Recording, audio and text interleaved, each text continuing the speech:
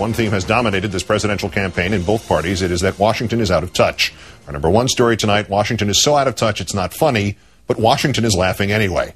Saturday night was President Bush's final Gridiron Dinner with 600 of the nation's most powerful journalists and politicians, including 13 members of the Bush cabinet and his Joint Chiefs Chairman. This week's Joint Chiefs Chairman. In a song you will hear in a moment, Mr. Bush made light of his own failures that have damaged America, our reliance on Saudi oil, his own hard work to circumvent justice by keeping Scooter Libby out of prison, to sell the Iraq War, even his scapegoat for Katrina, a storm which crippled a major American city and killed hundreds of Americans. Washington's elite cheered him on, as you will see. The dinner is traditionally off the record, but it's not off our record. So here, courtesy YouTube and somebody's cell phone, the high or low lights. I spend my days clearing brush. I clear my head of all the fuss. Like the fuss you made over Harriet and Brownie. Down the lane I look and here comes Scooter, finally free of the prosecutor. And then I wake and look around me at the old walls that surround me, and I realize I was only dreaming. For there's Condi and Dick, my old compadre, talking to me about some oil-rich Saudi. But soon I'll touch the brown, brown grass of home. Dick Cheney strolling with documents he's been withholding. The brown, brown grass of home. With us tonight, MSNBC political analyst Rachel Maddow, host of her own program weeknights on Air America Radio. Great, thanks for your time tonight, and welcome to softball. Here. Yeah. Apart from finally discovering something he's comparatively good at, because he was keeping that tune pretty much all the way through, that was actually pretty good. Yeah. The content matter. Was it a little over the line given the nature of the stuff he's singing about?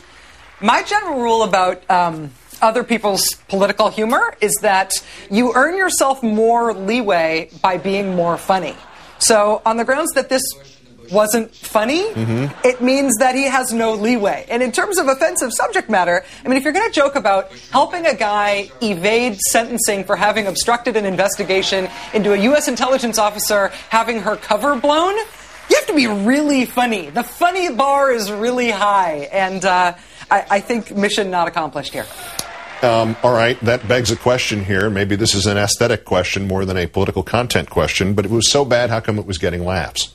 Well, it's, you know, it made me think of when I played this on my radio show today, I also played the clips of Bush joking about not finding weapons of mass destruction under those rugs in the Oval Office. I mean, he got tons of laughs for those things, too. I mean, Karl Rove doing his MC Rove gangster rap minstrel show thing, getting tons of laughs from the people in the room. These events are Washington insider homogenization reification events. They're the we're all in this together, feel better and warm and fuzzy about the people you're supposed to be, who are supposed to be the subjects of your investigative reporting events. They're insidious by nature, I think. Sort of like the Romans in the early part of the first century, reminiscing about the day Caligula appointed a horse to be a consul. That sort of, well, remember that? That was pretty funny then. And then he killed all those guys. That wasn't that funny. But that first part, that was really very funny. We were all in that together, yeah. Huh? All right, so the New York Times does not attend this thing anymore. Is that the proper position journalists should be staking out?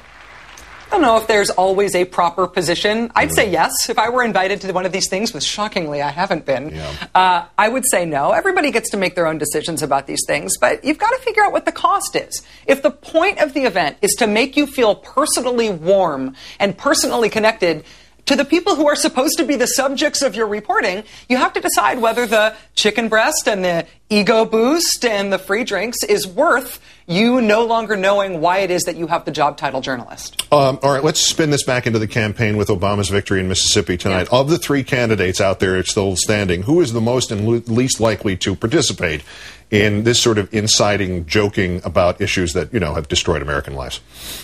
I hope that none of them would be. Oh, that's very nice. I hope that none of them would be, and Good maybe luck. we should just leave it at that. Yeah.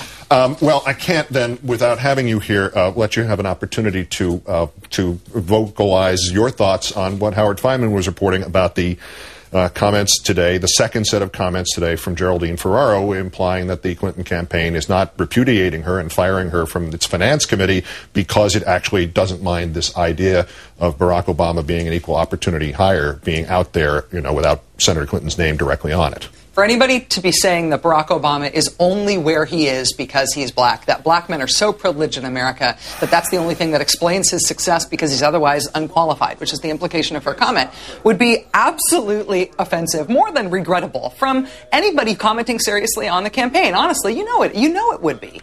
But for this to come from somebody who's an official part of the campaign and the campaign to not disavow that person and distance themselves is it's an incredible decision, and it therefore does make us question whether they're doing this on purpose for some reason. Yeah. If we heard this from Robert Novak, if we heard this from Glenn Beck, if we heard this from Bill O'Reilly, we'd be appalled. Yeah. I don't think we'd necessarily hear it from some of them, but I'm damning them with faint praise. Yeah.